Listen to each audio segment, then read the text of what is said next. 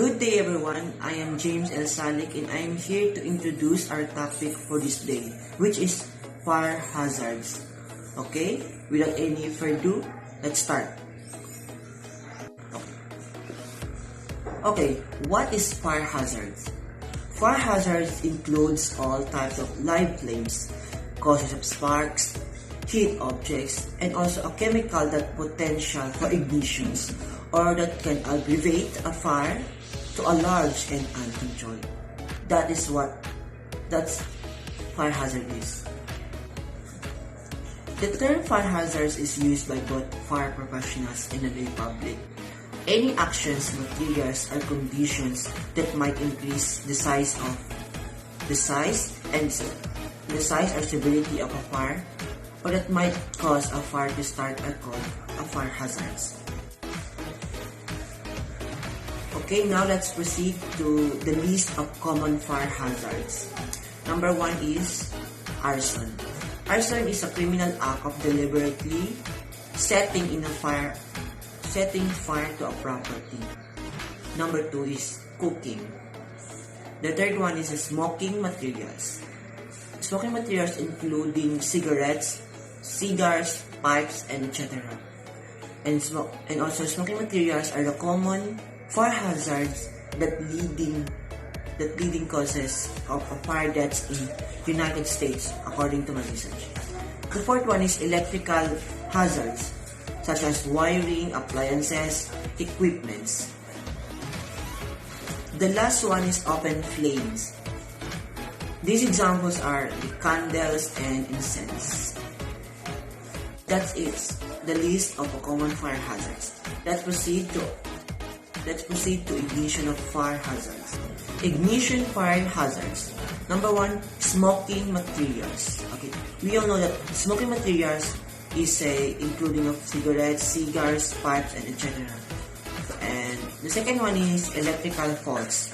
Electrical faults is a fault or current, any abnormal electric fault.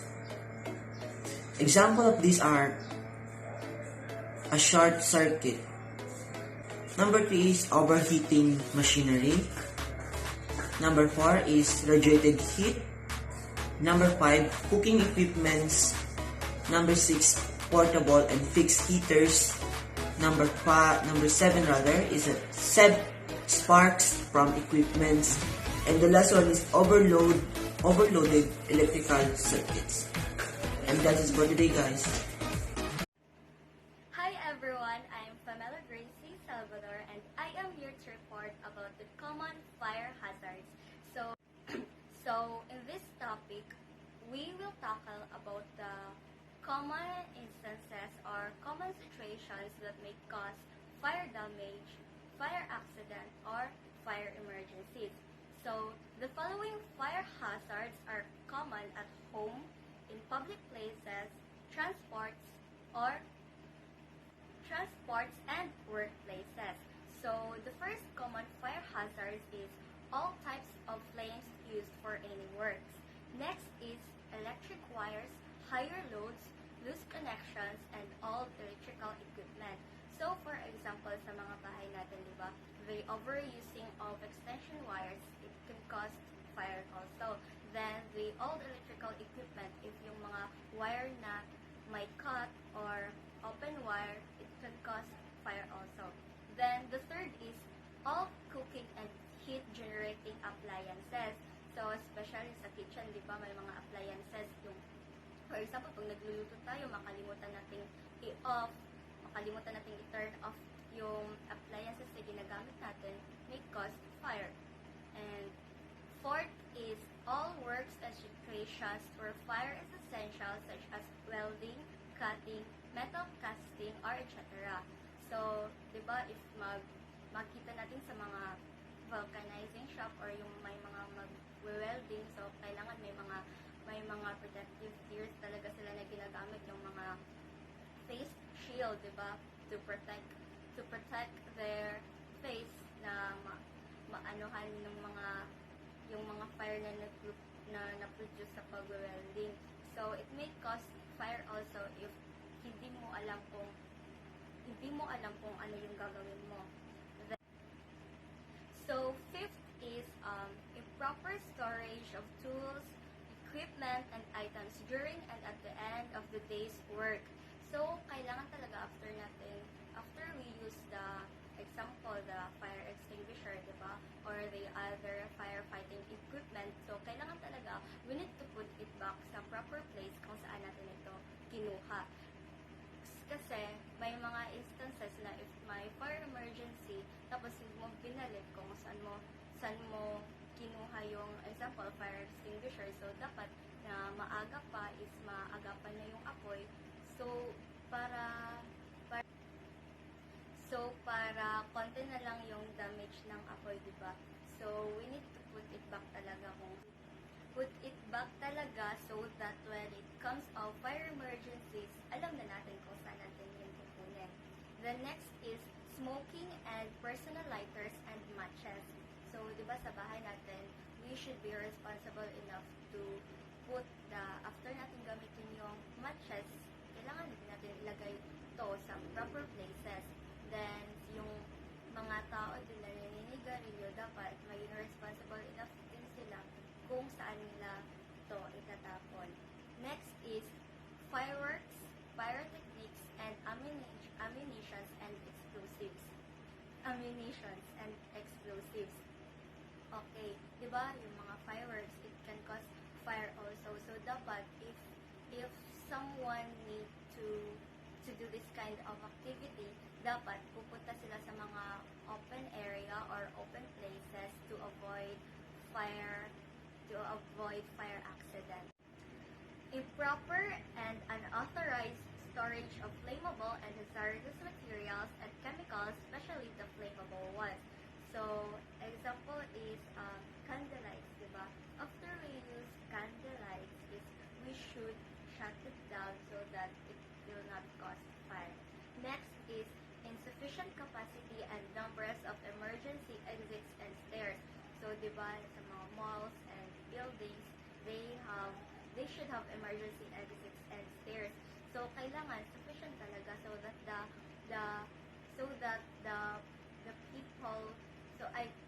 the people will pass throughly when in times of fire emergencies. Next is hindrance to sight or reach firefighting equipment, markings, and alarm systems.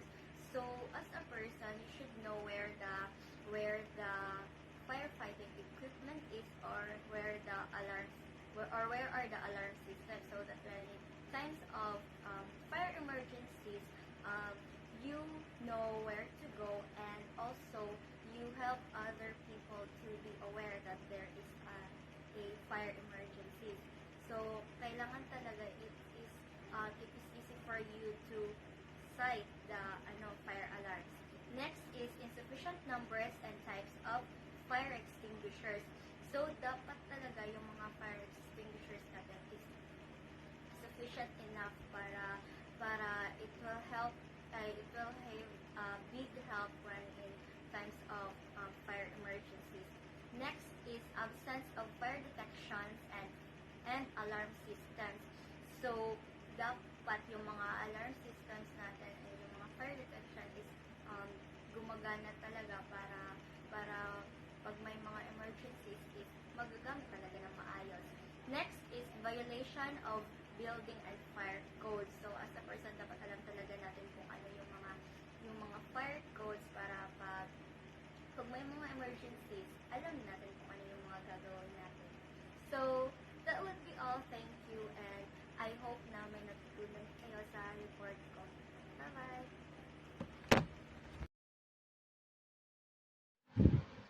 So, good afternoon everyone. For today's topic, I will going to tackle the elements of the fire triangle.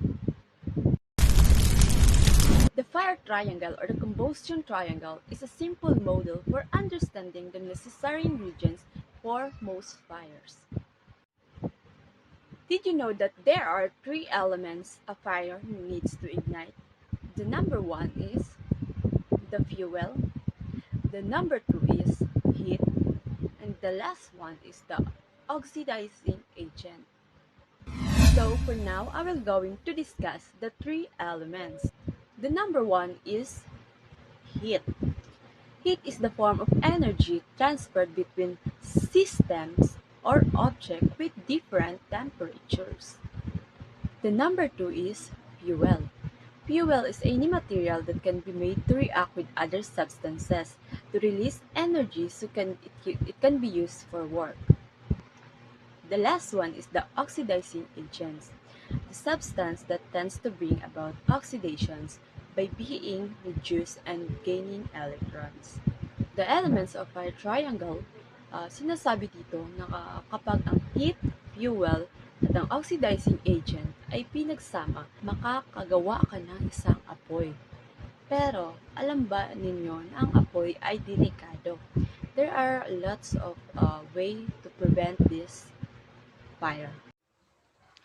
Good morning, everyone. My name is Divine Jason May Santos, and my topic for today was all about top causes of fire.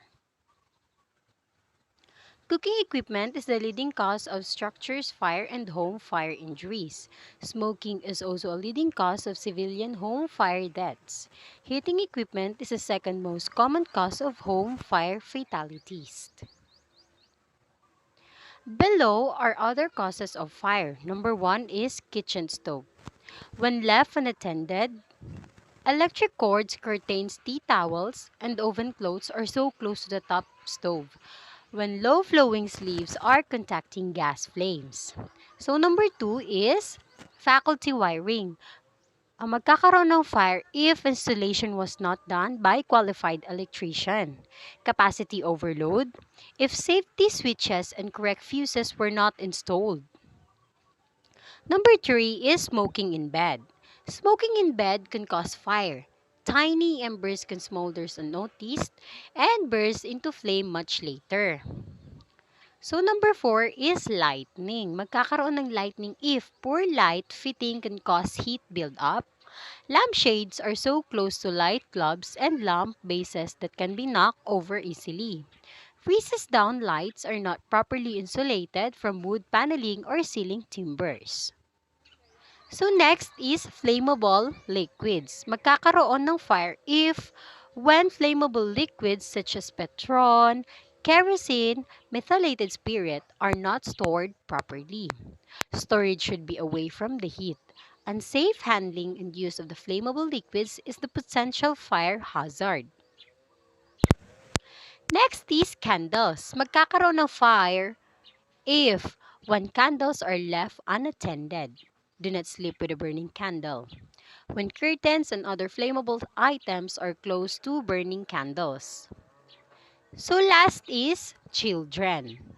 When children are playing with fire, keep all matches, lighters, and candles away out of reach of small children. And also, children are not well oriented about fire hazard and fire safety. I'm Erica Torrecampo and I'm going to report the basic response procedures during a fire incident.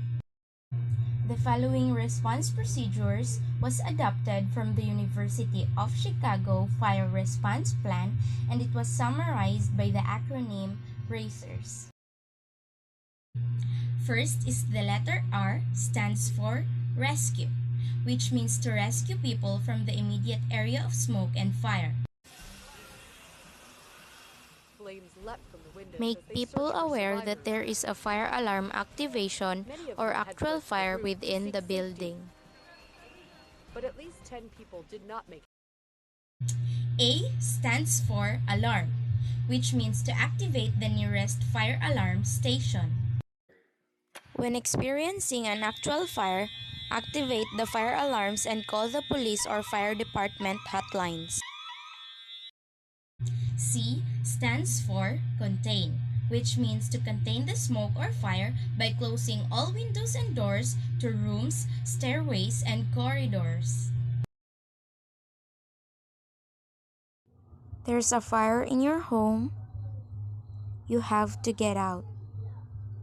And you can prevent that fire from spreading and harming others. Close the door. E stands for extinguish, which means to extinguish the fire using the appropriate fire extinguisher for the type of fire being fought.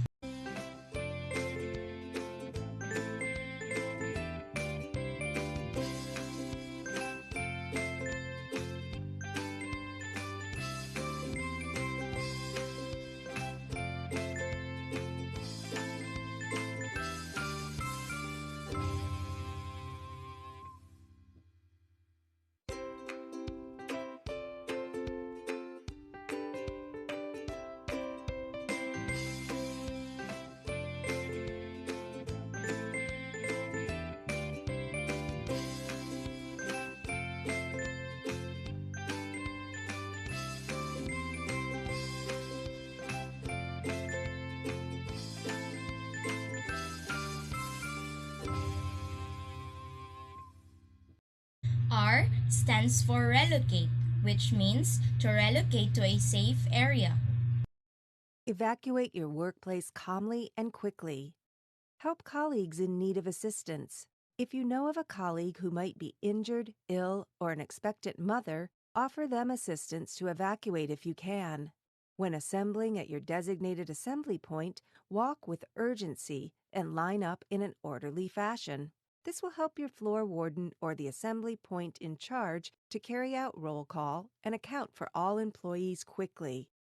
What should you not do in an emergency evacuation? Panicking during an emergency evacuation can lead to further danger and cause potential injury to yourself and those around you. Do not crowd exit routes. This can slow down the evacuation procedure and cause potential injury to yourself and those around you. Do not use elevators if you have one in your office. It may break down due to power failure and you might be trapped. Please avoid casual approach to evacuation procedures either during evacuation or while assembling. Do not move around or away from the assembly point. Remember, this is an emergency evacuation.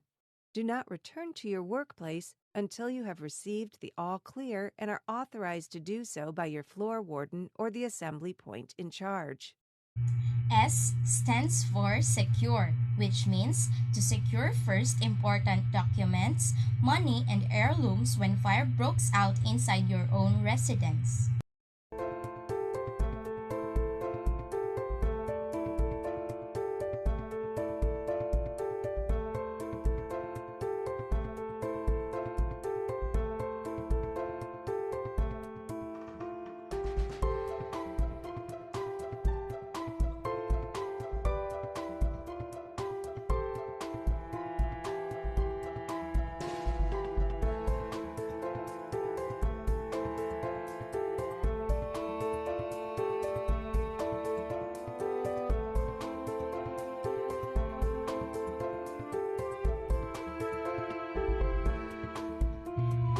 Again, always remember that in a basic response procedures during a fire incident, there is what they called racers. Fire Emergency and Evacuation Plan.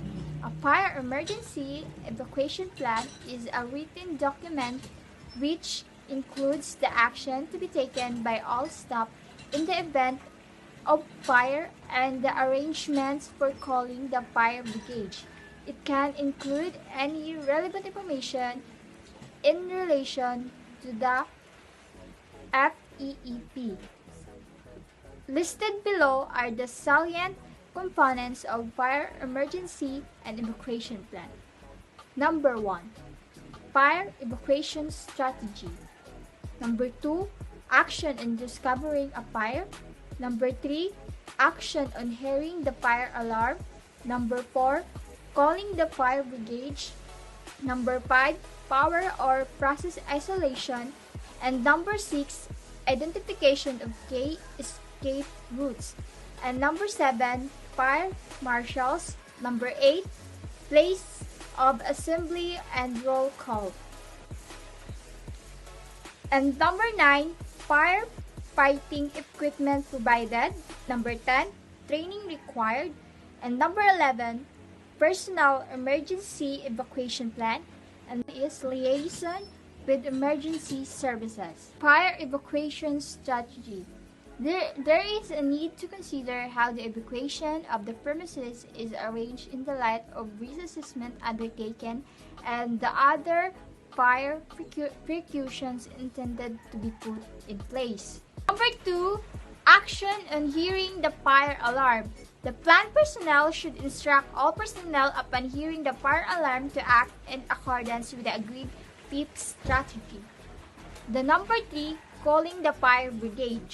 The fire brigade service should also be informed immediately, either by switchboard operator or person discovering fire, dependent on conditions. Power or process isolation. Close down procedure. Design your own close down procedure as appropriate to given identification of key escape routes. So, in premises where members of the public are persons unfamiliar with layout of the premises are present, there should be means available to identify the key escape routes. So they could include schematic drawings and, most importantly, emergency escape and exit signs. Fire wardens or marshals, a competent person who will be responsible to safeguard the safety of students, should be nominated to implement certain fire safety measures, which will include the implementation of the fire evacuation plan, the general. Fire emergency plan include first safety and evacuation plans, clear passage to all escape routes, clearly marked escape routes that are short and direct as possible, enough exits and routes for all people to escape, emergency doors that open easily, and emergency lighting where needed, training for all employees to know and use the escape routes, and a safe meeting point for stop. Important to have a fire evacuation plan because evacuation planning ensures the necessary measures are in place to protect a building occupants. Effective planning will also make sure vulnerable building occupants, such as those with mobility impairments, have a safe means of evacuation in the event of an emergency situation.